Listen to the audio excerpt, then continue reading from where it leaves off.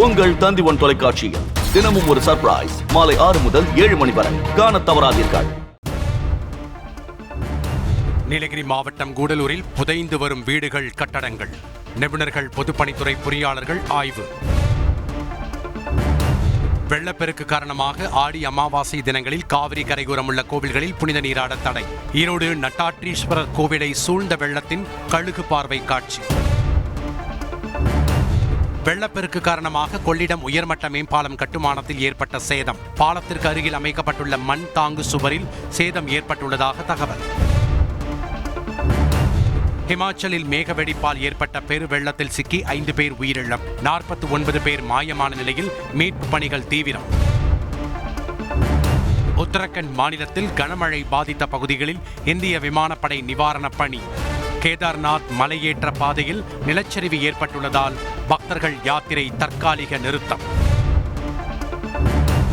தன் மீது அமலாக்கத்துறை சோதனை நடத்த திட்டமிட்டு வருகிறது, ராகுல் காந்தி குற்றச்சாட்டு.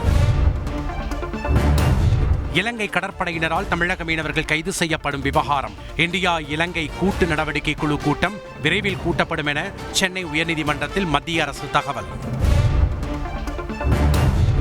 பத்திரங்கள் குறித்து விசாரிக்கவும் ரத்து செய்யவும் மாவட்ட பதிவாளருக்கு அதிகாரம். புதிய சட்டப்பிரிவுகளை அதிரடியாக ரத்து செய்து சென்னை உயர்நீதிமன்றம் உத்தரவு. புதுச்சேரி அரசின் 2024-25 ஆண்டிற்கான பட்ஜெட்டை தாக்கல் செய்தார் முதலமைச்சர் ரங்கசாமி.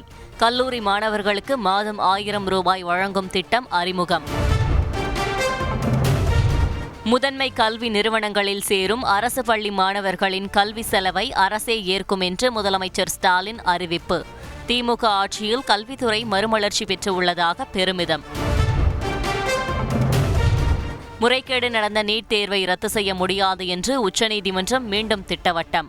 நீட் வினாத்தாள் கசிவை தடுக்க சைபர் செக்யூரிட்டி அவசியம் என்றும் தீர்ப்பு. கேந்திரிய வித்யாலயா பள்ளியில் சக மாணவரை அரிவாளால் வெட்டிய 9ஆம் வகுப்பு மாணவர். காயம் ஏற்பட்ட மாணவருக்கு நெல்லை அரசு மருத்துவக் கல்லூரி மருத்துவமனையில் சிகிச்சை. சட்டவிரோத பணப்பரிமாற்ற தடை சட்ட வழக்கில் செந்தில் பாலாஜிக்கு எதிராக ஆகஸ்ட் 7ஆம் தேதி குற்றச்சாட்டு பதிவு செய்யப்படும். சென்னை முதன்மை அமர்வு நீதிமன்றம் உத்தரவு. பாரிஸ் ஒலிம்பிக் துப்பாக்கி சுடுதல் பிரிவில் இந்திய வீராங்கனை மனு பாக்கர் இறுதிப் போட்டிக்கு முன்னேற்றம். 3வது பதக்கத்தை வெல்லும் முனைப்பில் மனு பாக்கர்.